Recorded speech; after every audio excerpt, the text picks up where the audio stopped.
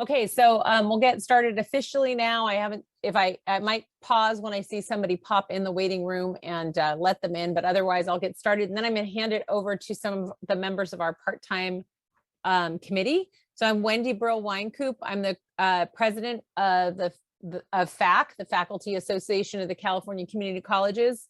And we are not a union and we're not the Senate, but we've been around a lot longer. So we were created by a group of faculty, just like those of us in the room, who knew that we needed a voice in Sacramento way back in the 1950s. So faculty were smart then, and they're smart now. And they said, hey, we need to advocate for ourselves. We need to form a professional membership organization and collectively unite so that we could make sure that whatever is passed in Sacramento is best for our faculty and for our students. And then a couple of the things that FACC was instrumental in creating was the public employee unions. We were part of that, and we were also part of the ASCCC, creation of the ASCCC. And really, I think those two bodies are probably more known than FACC and definitely have probably higher membership numbers. I think what's important to know is that the ASCCC will only really be involved in what they consider the 10+1 or academic and professional matters. They do not have a full-time lobbyist. And in fact, they're not allowed by their part-time, their nonprofit status to lobby. They can advocate, but they can't lobby. FACC has a lobbyist on staff. And then, of course, the unions do have lobbyists and they do a kick-ass job. But again, they're going to stay within that lane typically of collective bargaining and compensation. So FACC doesn't have a lane. We're here for all faculty matters. And we have an important voice in Sacramento.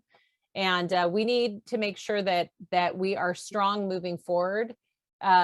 We have a lot of legislation that is crappy legislation. And so please join FACC if you're not a member of FACC. But even if you're not a member, you're welcome.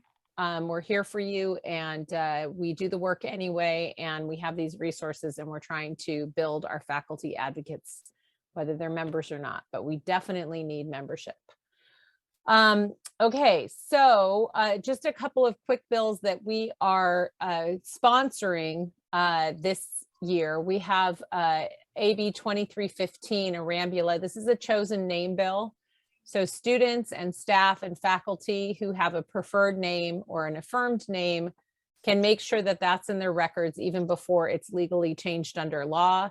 We found that lots of faculty and staff and students, it's expensive to change your name legally.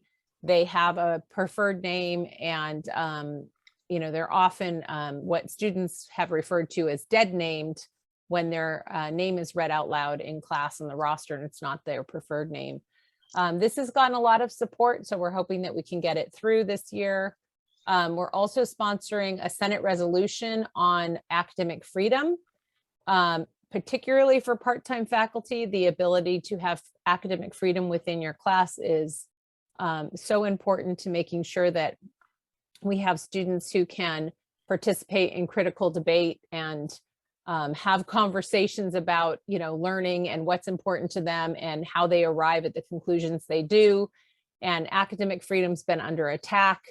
And we wanted to do an academic freedom bill to make sure it was in the ed code. There wasn't a lot of interest from the legislature about a year and a half ago, but since academic freedom has been very much under attack in many states, if you haven't noticed, the Texas and Florida literally removing things from the curriculum through the legislature.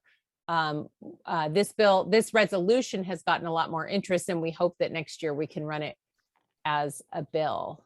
And then Valerie said, what enforcement comes with academic freedom for part-time? Well, we have it for all faculty. There is no enforcement because it's not in the law. So our hope would be that it would be in the law. There is a requirement in the law that every community college have a policy on academic freedom. So depending on the district or districts that you teach at, there might be some protection there under your district policy.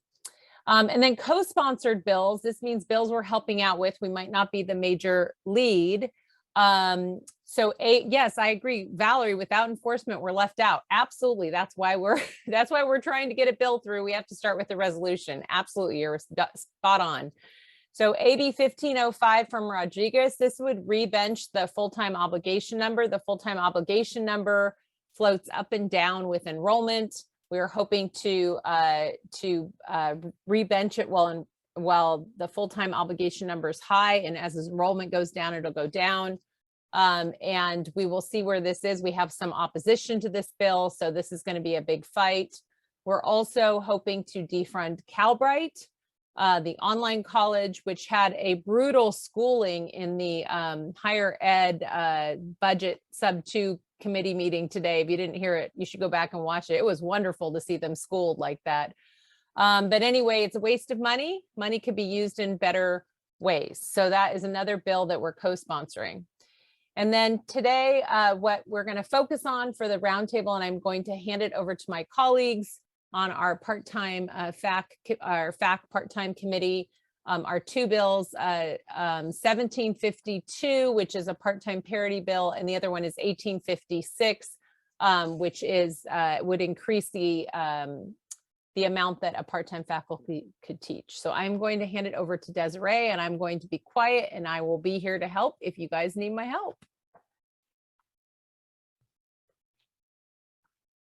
So my name is Desiree Montenegro. I teach at multiple community colleges, and I am the governor for Part-Time Faculty South for FACC. So I'll try to keep it short. I understand that we're here to share our lived experience as part-time faculty to provide a little bit more insight as to how these things affect us. So I'll start with AB 1752, so part-time faculty pay parity. This is extremely important, as a lot of you may already know. It's important, I think, for us to show that we value part-time faculty by paying attention to, paying them fairly and making sure that they don't necessarily always feel like the second-class citizens, as so a lot of part-timers can feel at times when you put a lot of work into what you do and you're passionate, and you continue to work hard. And unfortunately, maybe that pay doesn't always necessarily match. And then I'll talk about the other one. Do we have another slide, Wendy, for that? What was it, 1856? You mind going over? Yeah, there you go. Part-time faculty teaching load. So this is actually something that I commonly get questions about. I'm involved in academic senate at different institutions that I teach for. And I'm involved in other ways on other campuses as well. And as a representative for part-time faculty, this is one of the most frequent questions I get.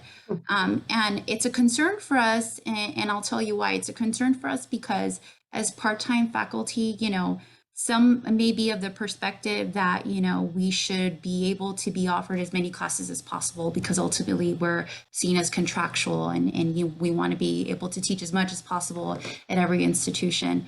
And some might think the total opposite. They may think, there's a certain amount of classes that we should be given because there's only so much, you can stretch yourself in terms of being stretched so thin. My perspective personally, and this is influenced by my lived experience, is that sometimes it can be a challenge to really essentially, for lack of a better word, hustle every single term to get a certain amount of classes so that you can have a certain income every term, every year. And this can be a challenge. So I definitely encourage everyone to think about this, to think about how important it is to consider what that should look like in terms of part-time faculty teaching loads and what's fair. Ultimately, that's really what it's about. And I'll pass it on. Okay, now who is going to go next from the committee? Do you know? David. Oh, David. Okay. Yeah, Awesome. I'm so pleased to see both of these bills. David Milroy here. I'm retired now, but I taught for over 30 years in 4 different college districts. 1 year, I taught a 5-unit French class in 4 different colleges on opposite sides of the county. I almost drive myself crazy, but that was because under the 60% law, a foreign language 5-unit teacher could teach 1 class per district. So, excuse me if there's noise in the background. And you had to do that because the pay was so low, you had to work as much. You would never say no to someone who offered you a class. Hey, Dave, can you teach a French class at 8 a.m., 40 miles north and 40 miles south? Sure, no problem. So the two limits of your low pay and the 60%, which we tried to change back in 2007 to 80%. And unfortunately, we only got it to 67% due to some opposition. But just this change to 67% allowed me to teach 2 classes in one college, which allowed me to teach French 1 and French 2, or sequential classes so that my students could follow me, or I could be advisor to the French club because I could stay on campus. I could be more involved with the union, with the Senate. It just really changes your participation in the college life when you can be there for more than dashing out of your car, teach your class, and dashing your car and driving away. That's not what a member of the faculty should be doing. We should be on the campus, working with our students, meeting with our students, preparing for class, doing all the things the faculty need to do. So the fact that they're raising it to 80, not only will, hopefully people get up to 80% and be really involved with their campuses, but colleges will be far more likely to give them 60% loads because colleges have been afraid of whatever the limit is that we can't get you close to that. So when it was 60, they kept people at 40. When it went to 67, they finally got to 60. Hopefully this will allow everyone to teach as many classes as possible. A big concern that I've heard from part-time faculty is that it will threaten the jobs of newly hired people who don't have seniority. And I'm just thinking this will have to be bargained locally. And if it's bargained locally, you can say, look, classes can increase from sources of classes that are not assigned. You don't take classes from people, you say, hey, we have new sections opening, or we have someone retiring, or a part-timer went away and left 3 classes. These are available. There's no reason that you would want to cannibalize, but there are plenty of classes as natural attrition goes to allow everyone to increase their loads fairly and without hurting anyone. So I'm very excited about the 2 bills. If you don't mind if I jump in for a second, I wanted to say that I think this is the 3rd time in 3 years that this bill has been run. And last year it did make it all the way through the Assembly and the Senate. And then it was vetoed by the governor. The governor's message was very vague. It did refer something to the cost of collective bargaining, but there were also concerns about Affordable Care Act kicking in and the cost. So often bills are vetoed or won't go through because of cost. And then in this year's budget, state budget for next year, there is $200 million to be added to what is a very inadequate, about $400,000 yearly fund for part-time faculty healthcare. And I want to thank, there was an amazing today at the Assembly Higher Ed Subcommittee 2, I think it's sub 2, if I remember off the top of my head. There were a ton of faculty that called in support of the part-time healthcare money. It was awesome. I was so glad to sit there and listen to it for an hour. And there were some really beautiful and powerful stories that were communicated to the legislature. And it sounded like they were kind of leaning away from supporting it. But even, I do have to say, even the chancellor's office supported the $200 million. So it's not perfect the way that it's structured. We need a lot of work to be done, how we could actually access those funds. But this year there is a lot of money in the budget. So this would be the year to make sure that that part-time healthcare fund has a good dose of a good infusion of funds that are ongoing. And then we can work to tweak that fund to make it more accessible. Yes, it's ongoing money. Okay, I didn't mean to interrupt you guys. I just want to make sure that I gave that backstory because it would be very painful to get 1856 through the process and then have it vetoed again. But there is the part that made it vetoed likely was then put in the budget by the same governor, the 200 million. So we're hoping that that's a good signal to get it through. So Belleville, did I say it correctly? Yes, Beverly Constantine. I'm a faculty member at Pasadena City College. I had 2 questions overall. So when it says colleges could be liable for the Affordable Care Act, does it mean that if the bill passes, then all colleges will have to provide health insurance for adjuncts? And secondly, can you explain the process in terms of the bill? When will it be voted on? Where are we in terms of that process of finding out if the bill is going to be passed?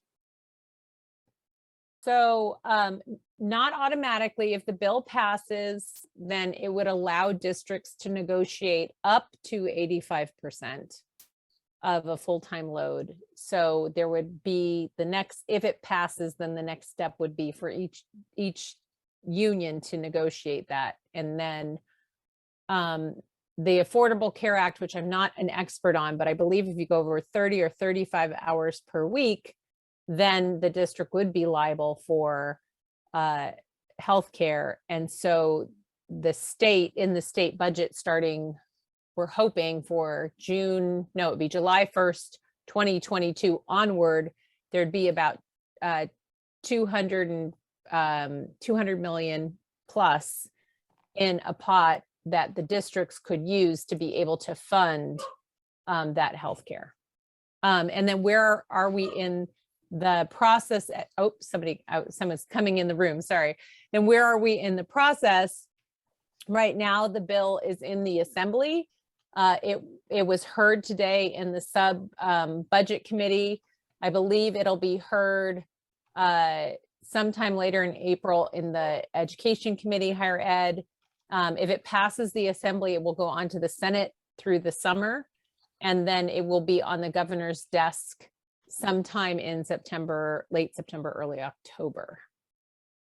And it would go into effect the following year, and districts again would have to negotiate before it would make change on your campus. Hopefully that answers your question.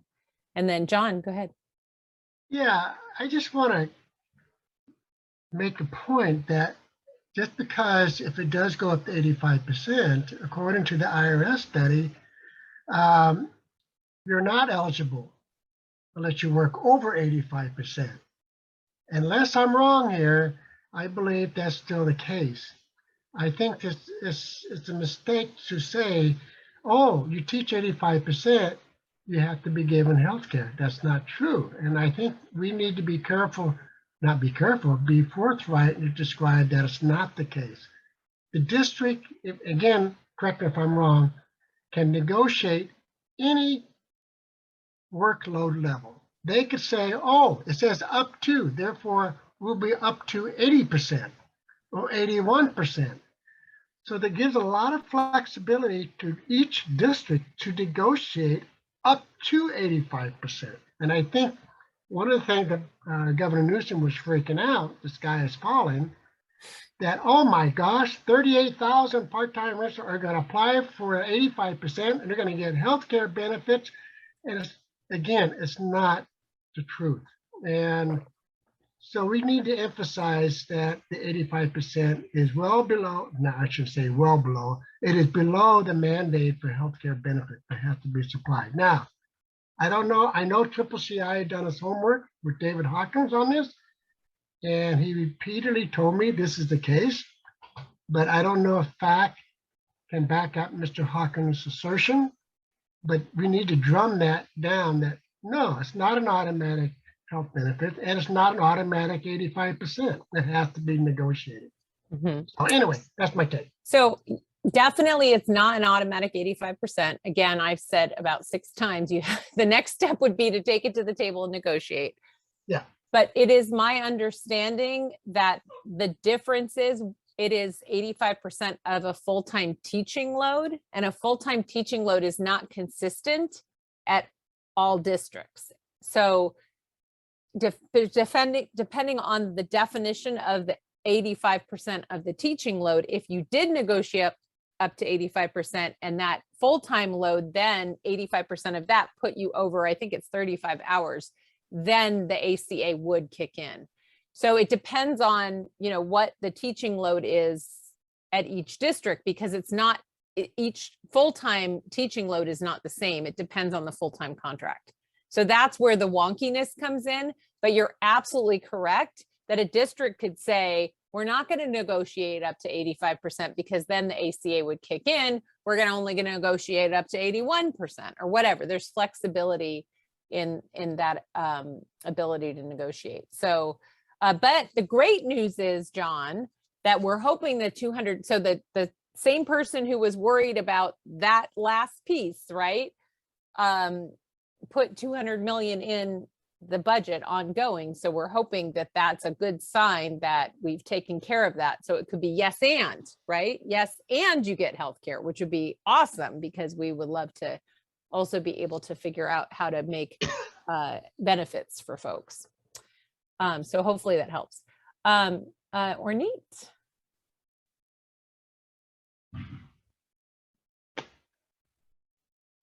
Okay, yes, thank you.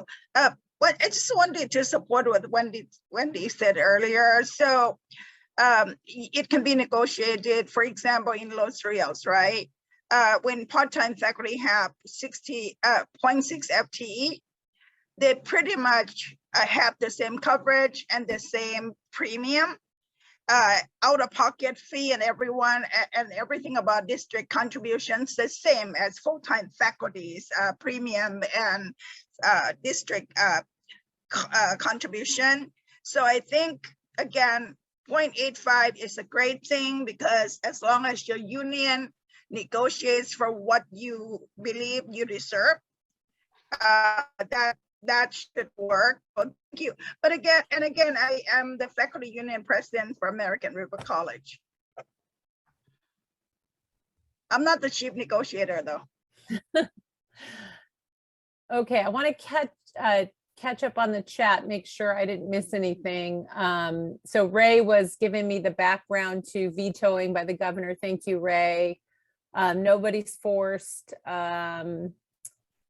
Yeah, why, if there's a state surplus of 44 billion, why are we not taking care of teachers? That's actually McDonald in the sub 2 committee talked about that quite a bit today, which was great. He also scolded Calbright for having like 100 administrators and 7 faculty. And he said, that's repulsive. I loved it.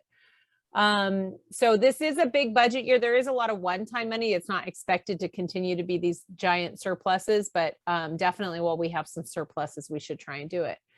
So that's why we want to make sure we get that 200 million ongoing this year and not try and make it perfect and do it the following year. We want to try and get the money locked in and then make it perfect after. Okay, so I think Valerie, you wanted from your committee, unless Ray, I don't know if it's go to Ray or Valerie, somebody from the part-time committee besides David and Desiree were going to speak, I believe. Valerie's up. Valerie's up. All right, Valerie. Hello. So I'm the oldest of 11 children from a Roma, that is Gypsy family, and the first one to ever go to college. And when I was very young, I had severe autism, and due to having a stepfather who beat me up a lot, I kind of don't do that anymore, but it's still challenging to overcome these things. And I worked very hard to get my degrees. And I thought in 2002, when I started teaching part-time, that maybe I would be good enough to become a faculty member somewhere, but I'm sorry to say that will never happen. But I just want to say a lot of us part-timers represent the poor, growing up poor population that the community colleges are supposed to serve. And many of us have disabilities that we have as a challenge also as part of something that should be served by the community colleges, because we're human beings.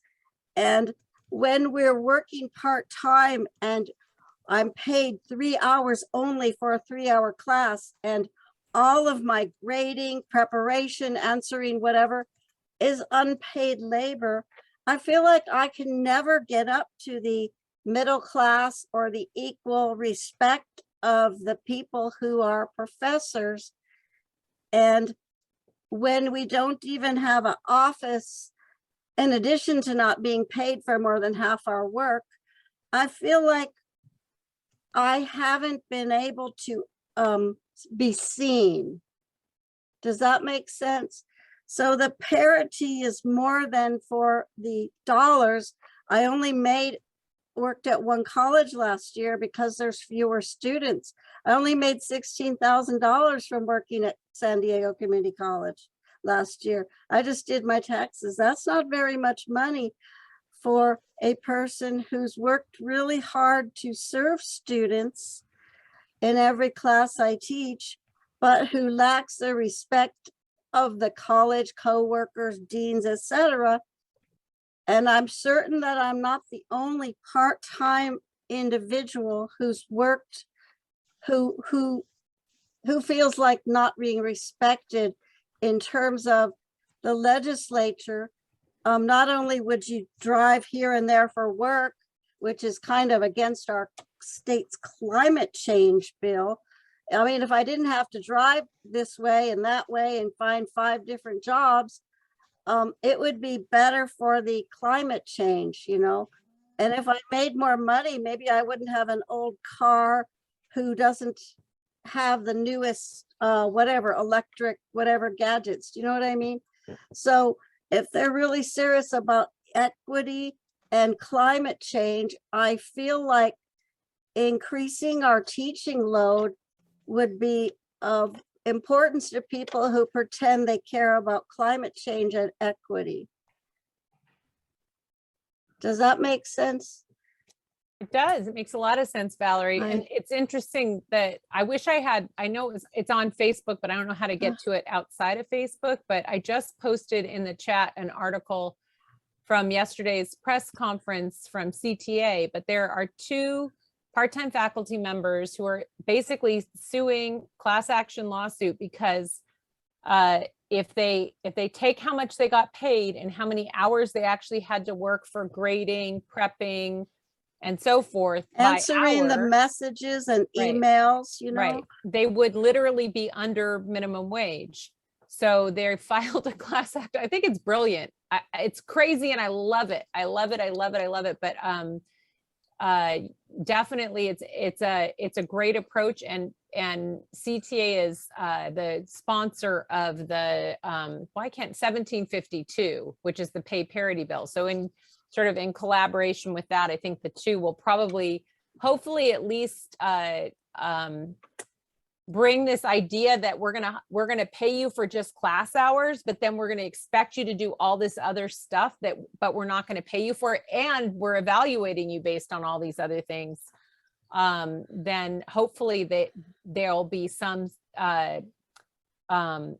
legal action that the districts will have to at least negotiate a clear payment for those things in contracts, part-time contracts. Now, full-time faculty are under salary. So we're under a different set of rules that they can work us 80 hours a week and we get a salary period, right? Salary employees are different. But you get a lot more pay for each class you teach. You get a lot of pay in December. I mean, I hardly have any money in December. So it does depend, Valerie, on the district. And there are some districts that are closer to parity. And, I have had many part-time faculty members say that I get paid a lot. And I would say the difference is if you work out the hours I work just for classes and committees, so 40 hours a week, 2 16-week semesters, and divide my salary, I might take home $80 an hour, which our part-timers on our campus take home $85 an hour, right? So in terms of hour to hour, that's the complexity of this issue, is what are we counting as work and what are we not counting as work? But getting back to this bill, if somebody is an hourly employee, period, then they should be paid for each hour they're actually worked, at least at minimum wage. So they're not getting paid for several hours. It was a very interesting press conference, and I definitely think if you can find the video, you should listen to it. If not, we've posted some of the links to the chat. So that will be helpful. In addition, though, your full-time status gives you the mentorship, the respect, It gives you a different mental and health status than those of us who are forever tenuous. There isn't any comparison for persons who are salaried contract and those who are tenuous and may Totally not agreed. have Totally agreed. anything. I'm not disagreeing with any of that. I was just trying to explain to you the class action lawsuit and the reason behind it, so you understood the complexity of it. Is that full-time faculty are based on a salary, so we're not based on hours at all. And the part-timers are based solely on hours, and hence the reason that they can move forward with this. I wasn't trying to say my status sucked. I was simply trying to communicate to you so you understood the difference between the two. I know the difference between the two extremely well. It is not lost on me and other people who wish to become salaried that we never will, that we don't fit the standard hive mind thinking at the schools. We won't be hired. We don't have those rich person experiences to get those interviews. So nothing is lost on me, I assure you. Great. So, okay, so getting back to these two bills that we're here to discuss today, are there other questions that might be helpful to answer about AB 1856 or 1752? So 752 by Santiago is to try and clarify parity, which there is some parity language in law, but clearly is not being respected. And then, so to try and tighten up that language, and along with CTA's class action lawsuit, which they are going to be adding people, faculty to that lawsuit, they said. And then the other bill, AB 1856, which is the teaching load bill.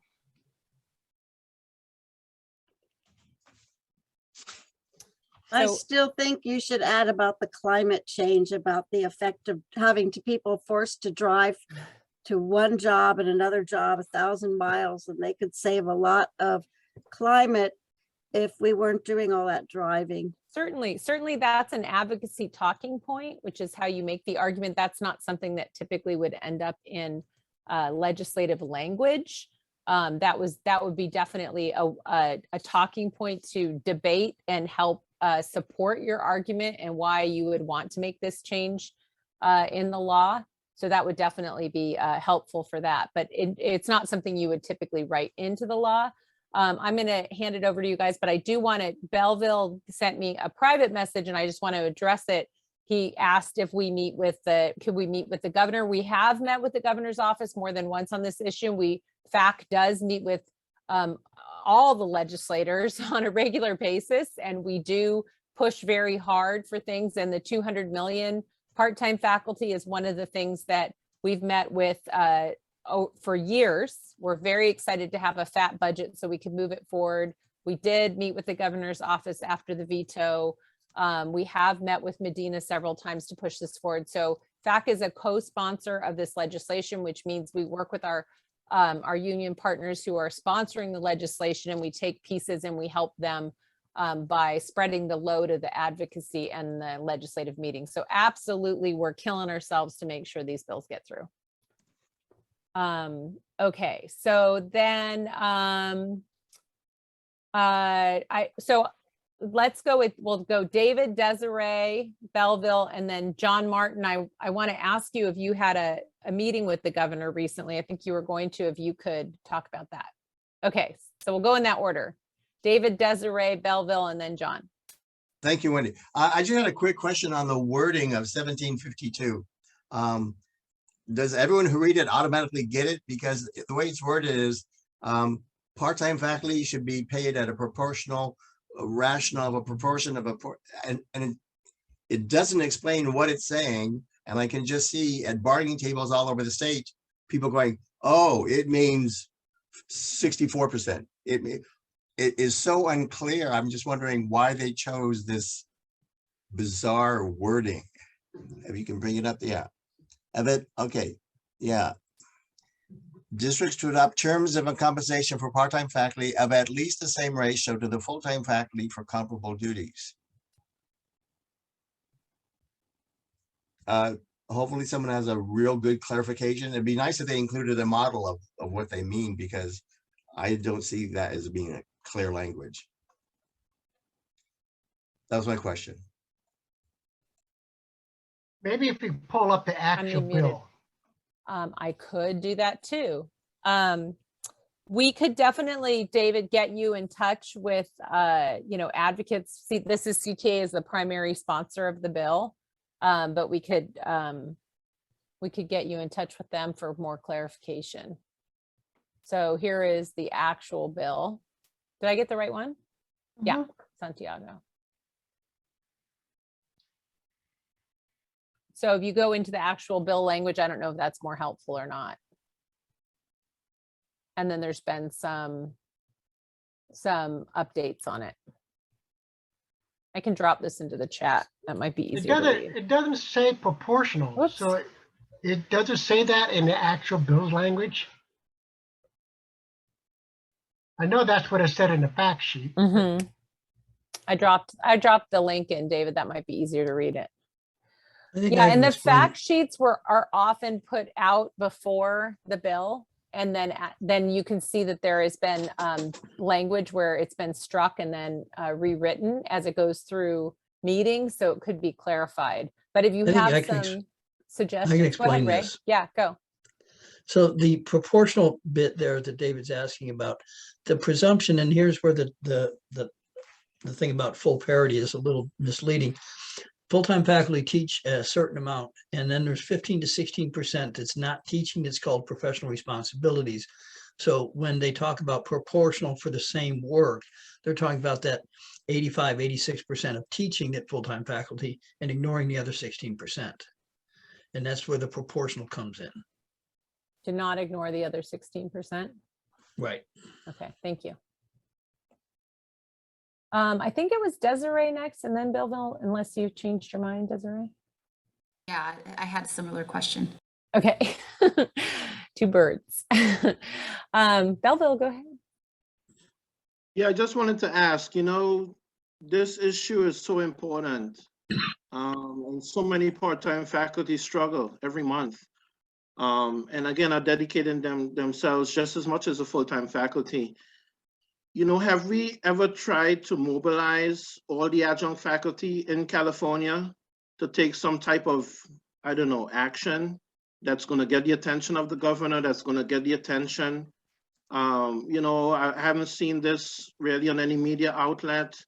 I haven't seen it, in any type of news site, or it's just, I'm just wondering if there was any type of push for serious action from adjunct faculty, or can we have a representative from each community college across California to come together to see what we can actually do? Because it seems as if, every year we present these bills and then it's vetoed, and then we're in the same position as we were before. Well, I'm very hopeful that with the collaboration of the unions and FACC that we're going to make some progress, at least on the load issue, which we have moved it up. It was 60, it went to 67. We didn't get it to 80, 85% the first two times. We got it the third time, then it got vetoed. This is the fourth time. It was in really good shape because the reason it was vetoed by this governor was money, and this governor put the money in the budget first so that hopefully it won't be vetoed. So I do think there's progress. I just think that the legislature for faculty moves pretty slow. And I would agree that we haven't, as a faculty, at least in the time that I've been in the system, been as effective as maybe we were years ago. We're very divided. We're broken up between full-time, part-time. We're broken up from regions in the state. We're broken up by unions. We're broken up by Senate people and union people. I can tell you the one umbrella that covers it all is FACC, and our membership's down, which means that we don't have the power we used to have. So I think that when people's attention's divided and their needs are divided, and which is pretty much what our country is doing right now, then your advocacy is not as effective as it could be. So I think we're making progress. We're making it slowly. And it's very, very frustrating. And John Martin heard me complain at CTA's Ledge Committee meetings for 6 years about how frustrated I was. So I'm feeling like we're in a good place now. Finally, we're moving forward. I'm really excited about that class action lawsuit, because that's the kind of, I kept saying, where's the 800-pound gorilla, CTA? When are you going to do something? And they showed up yesterday. So hopefully that's going to start a conversation on a national level, but we really do need our union partners, because this is absolutely a working conditions. In fact, is advocacy. We're not a union, but we really need our union partners to all collaborate to fix this issue. I totally agree. It's been going on way too long. David. Yeah, I do want to respond to Bevel real quickly. The Please. photo behind me, and there, is from 17 years ago. It's one of the March on Marches that FACC, CFT, CCA, CPFA, and every other group, faculty group, marched in Sacramento. We did this many times to, fight the war on education. And here we are 17 years later, and there's some progress, but it's very slow, and there hasn't been a march on March in a long time. So I think you're right that getting our 30,000 plus part-timers going in one direction would be a really positive force. Absolutely. Speak in numbers. Absolutely. Ray, did you want to add? No. Okay.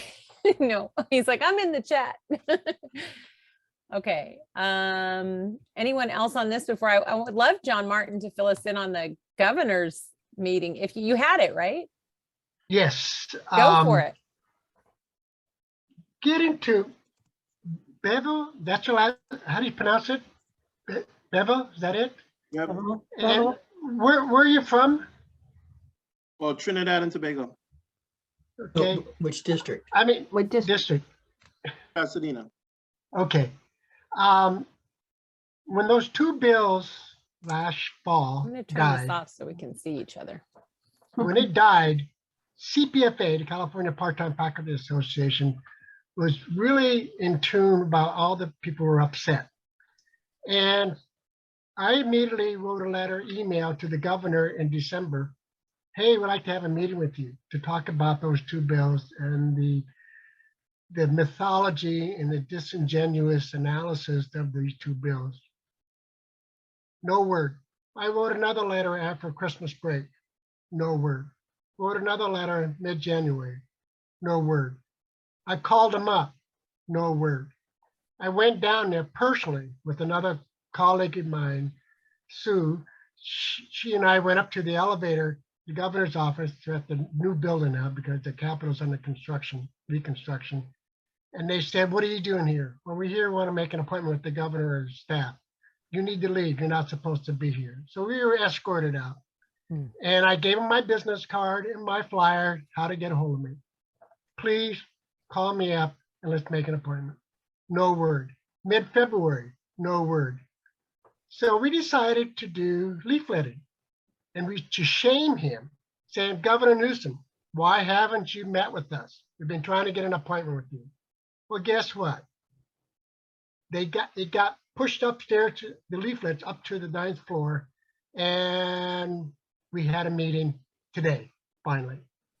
And we discussed with them about all the parameters and the false information that his office and those people who don't understand who we are. It took the shaming aspect. And then we decided to come back again, and this time from the chancellor's office. And guess who we ran into? David Milroy. So we're handing out leaflets, and not too many there. But guess who showed up? Leaving the building was a guy named David O'Brien, who wrote that nasty letter from the chancellor's office, very patronizing letter to talk about why the parity bill should die. And the only way to take care of parity for part-timers was to enforce the 75-25 rule. Hire more full-timers. Very disingenuous, very ignorant. And then we saw, David pointed him out first. That's Mr. Oakley. That's Mr. Oakley. And we gave him another leaflet saying, hey, don't you understand? District will not negotiate us for better working conditions. I tell that story that if people show up in Sacramento, handouts out, and call the attention to what's going on, maybe they'll listen to us. And we got a meeting today. Now, getting to our meeting today, Raymond was there.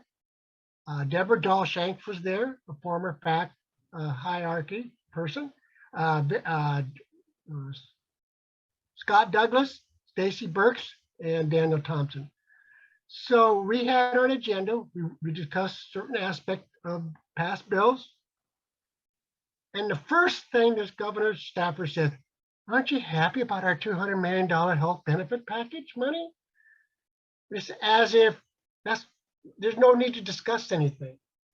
And we deconstructed their mindset. And I think she took copious notes. And we hope to meet with her again. I offered that we can serve as an ad hoc committee. Now, we've been leafletting every 2 weeks. And I'm hoping the word gets out that why don't you join us, and maybe it'll come to a rally and a march later this summer, because that's when the peak of these bills will come to the forefront. These two bills will really be talked about in the summer, and hopefully we can keep going. So what can I say except that we're showing a presence there. We want to shame them. We want to know we're there. And it's great lobbying. I've done it. In fact, I didn't get started lobbying until I met Jonathan Lightman, who was the director of FACT. He showed me the ropes, and then CTA helped me. And now at the point now, I'm fairly good. And now I need to step up the plate more so. And so, Raymond, did you want to add anything to our meeting? You were there.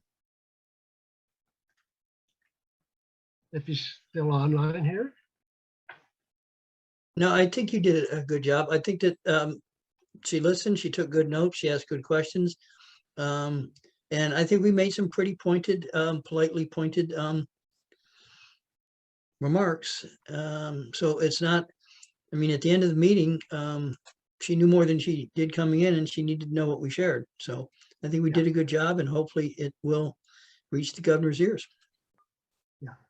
So we did talk about the two bills, but more importantly, we talked about all the ins and outs of part-time faculty life and their livelihoods, and the reality that districts will not help us at all. And so I guess my message is just showing a presence, and that's what we need to do. I think I agree with David. We need to have a rally. We need to have a march. So. Okay, so we're coming up on the end of our hour. Is there anything else about these two bills? I would like to just point you to a couple resources for some other things coming up, if that's okay, but I don't want to cut the conversation short. So I'm just looking, making sure. One of the problems with part-time, particularly with part-time loads right now, and I'm looking for my share, is that enrollment's declining, right? And that's affecting part-time faculty disproportionately. And I wrote an article with Judy May from the Senate in the Academic Senate rostrum last month, and it talks about all these different pieces of legislation that have gone through in the last decade. And what they're all focusing on is the transfer agenda and making sure students are all in the transfer pathway, and that pathway is as short and quick as possible. It's not about learning. It's not about lifelong learning, that's for sure. But one of the consequences of that, and I can just mention like AB 705, is that when you get rid of a whole bunch of pre-transfer courses, you also decline enrollment. So I think that we need to start not just advocating about working conditions, but we really do, as a faculty as a whole, start to think about how these upcoming mandates, how they affect what we do in terms of having positions. And one of the, I mentioned this in the beginning, and I'll mention it again, AB 1705 is like 705 on steroids. It would remove almost all pre-transfer courses from math and English from our campuses completely. And there is some rumors that the intent is really to get rid of anything that does not transfer, which would get rid of all our CE programs. There are some major problems with that bill. There's a talking points document here. I talked about it at the last legislative roundtable, which that's on FACC's website. If you go to the event, you can review that. I'll come to any Senate, any union meeting, anything, but it's really important that we're involved in that conversation. That's a bill going through the process, just like the part-time bills. So if we're meeting with our legislators, hopefully we can craft that bill. And if you don't do advocacy and you want to, we have a couple training webinars. There's 2 live ones coming up, but if you can't make one of those live ones, then you could watch February's, it's recorded. And then we also have a slide deck that supports that. We have contact information on how to find your legislators. Here's a spreadsheet on how to make an appointment with them. And then, we have some information on FACC and joining some of our listservs or joining FACC. So we really do need 55,000 faculty members advocating for our system. We don't have control of it. It's special interest groups funded by corporations, and trust me, they don't care about part-time faculty. They don't care about any faculty. And they would much rather have the Calbright model of hundreds of administrators, and all they have a few faculty just because they have to by law. So, please learn to advocate for anything in the system. And if you need help, FACC's here.